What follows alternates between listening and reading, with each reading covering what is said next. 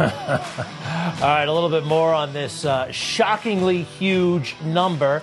Maybe not so much of a shock. People are outraged, irate like never before, triggered by that phony verdict in that phony case. The whole damn thing stupid and a waste of time.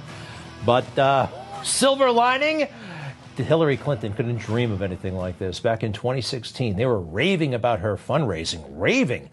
And as the campaign wound down, the last days of the campaign, this was from CNN, Hillary Clinton will headline her 371st and final fundraiser of the campaign Tuesday in Miami, according to a Clinton aide. Again, this is 2016. And how much money after 371 visits?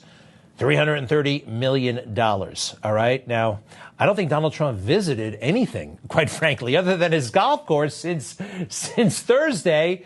And look at that haul, $200 million. This is, they're scared, they're nervous, and they're full of regret right now. And they should be. They did a horrible, horrible thing. And yeah, this did come from the Biden White House. Do not believe the fake news. They're actually, I think, intentionally ignoring the evidence, or I don't know, maybe they're just dumb. To be clear, this is a local case with zero evidence that Biden orchestrated these prosecutions. There's no evidence whatsoever that the district attorney in Manhattan has any relationship with the Biden administration. This is brought by a local prosecutor, Alvin Bragg, who doesn't respond to the federal government. He doesn't answer to President Biden. He has nothing to do with the Biden administration other than the fact that he is a Democrat. Wasn't there a time when these guys kind of used their common sense and their savvy? They just didn't accept something, an official statement that somebody told them, right? When did they lose all their kind of street smarts? That's it. Media people don't have street smarts. Wow. Because the White House has been coordinating all this stuff. And we know that. We know that Fani Willis went to the White House numerous times. She's running that fake case in Atlanta. How many times did she go there? 3 visits. Letitia James, she went to the White House multiple times. 4 visits, all right? They weren't going to talk about, well, what else would they be talking about? Nathan Wade. Yeah, Fani's lover. 3 visits to the White House. Now, Alvin Bragg. Now, there is no record of Alvin Bragg visiting the White House, but he didn't have to, because the White House visited Alvin Bragg. They sent one of their top people to go work for him, a guy named Matthew Colangelo. And Matthew Colangelo was the Associate Attorney General. It sounds like there are a lot of Associate Attorney Generals. They're not. He's the 3rd highest ranking guy in the Department of Justice. There he is, all the way at the top. And he certainly talks like he's pretty darn close to the Attorney General, Garland, and Joe Biden. On behalf of Attorney General Merrick Garland, let me say that the Department of Justice and the Environmental Protection Agency are excited to co-host this event together. The only thing better would be to be with you in person. Hopefully we'll be able to do that next year. Well, he wasn't able to make it next year because he was working for Alvin Bragg about a year later. This guy had that sweet job, top of the Justice Department. And yeah, this is the part. He mentions Joe Biden. He's speaking. He knows Joe Biden. President Biden and Attorney General Garland understand that the brunt of the harm caused by pollution and climate change is often borne by communities of color and low-income communities. Within his very first week on the job, President Biden directed all federal agencies to develop programs and policies to address the disproportionately high and adverse health, environmental, climate-related, and other cumulative impacts on communities. All right. What a wokester, huh? Environmental racism and all that stuff. So this was the guy who made the opening arguments in the case against Trump right here in Manhattan. And he's the guy celebrating the victory right behind Alvin Bragg. That's the guy. Listen. Good evening. First and foremost, I want to thank the jury for its service. Jurors perform a fundamental civic duty. Yeah, whatever. Their service. The most important part about this sequence here is Matt Colangelo standing right behind Alvin Bragg.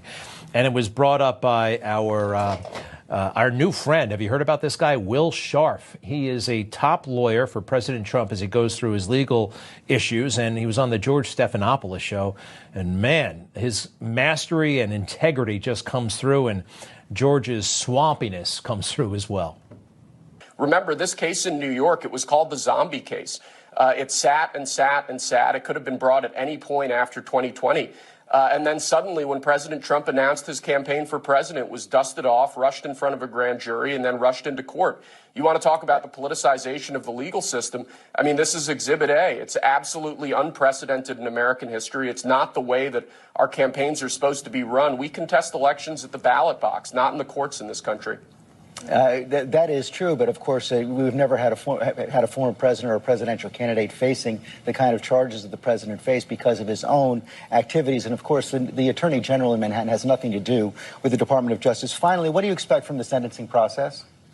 You see how George and the fake news, they sneak in these little observations, right? And then they get to the question.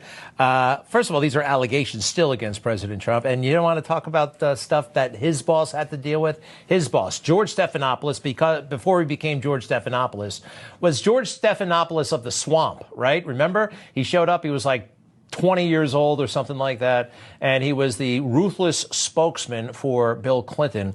Got axed from that job, actually, pretty early in the administration. Even Bill Clinton had a problem with this guy. But he wrote a book, and he actually bragged about how he handled the bimbos. He used the word bimbos. Women would come forward with allegations against Bill Clinton, and they were bimbos. They called them bimbo eruptions, and he was the point man on handling bimbo eruptions, huh? That's a book that he wrote as an adult man. I would never do that, and I don't think Donald Trump would ever do that either. Next, please. I vehemently disagree that the district attorney in New York was not politically motivated here, and I vehemently disagree that President Biden and his political allies aren't up to their necks in this prosecution. I think the fact there's that no the Biden evidence of that, sir. There's no. I'm not going to let you continue to say that. There's just zero evidence of that. Well, how about the fact that Matthew Colangelo was standing over Alvin Bragg's shoulder when he announced this verdict? I mean, Colangelo was the #3 official in the Biden Department of Justice who suddenly disappears and shows up as an assistant district attorney right as Trump's case in New York starts to proceed. After you want to talk about political you want to talk about political coordination? This has nothing to do. This has nothing to do. No, it's not. This has nothing to do with President Biden. Do you want to answer the question about the sentencing process or not? The disrespect. He can't handle it. He can't handle this guy, George. Matt Colangelo, can we see that video again? Was right behind the former #3 guy of the Biden Justice Department is there. Why? Nobody takes a job like that. Nobody takes a demotion like that. He is on a mission. He is the point man on all of this. One more from the George and Will exchange. I completely disagree that this has nothing to do with President Biden. With respect to sentencing, as I said before, we're going to vigorously challenge this case on appeal. I don't think President Trump is going to end up being subject to any sentence whatsoever. And we look forward to getting this case into the next court and taking this again all the way up to the U.S. Supreme Court if necessary to vindicate President Trump's rights. Thanks for your time this morning. Thanks for your time this morning. Thank you, Will Scharf, candidate for Missouri Attorney General, lead or one of the lead lawyers on the Trump Defense Appellate Division, whatever. No respect whatsoever. Well, I don't have any respect for George Stephanopoulos. Somebody who partied with Jeffrey Epstein, oh yeah, after he was convicted of all that stuff, he did it. He did it. He claimed he didn't know. I knew. How come he didn't? I think he knew and went anyway. I'll have more on that later in the week. We'll be right back.